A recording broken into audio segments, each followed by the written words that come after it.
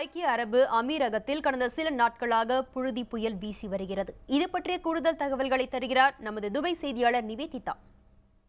கடந்த சில நாட்களாக அமீரகம் புழுதிமயமாக காணப்பட்டு வருகிறது.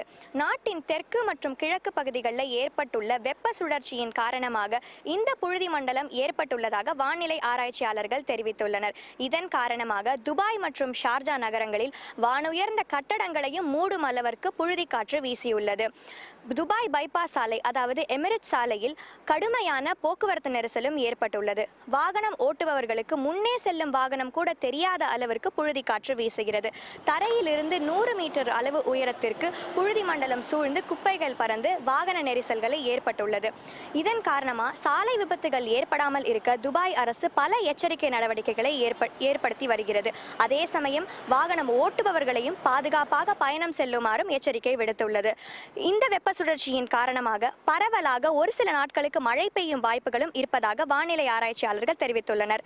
புதிய தலைமுறைக்காக துபாயிலிருந்து நிவேதிதா.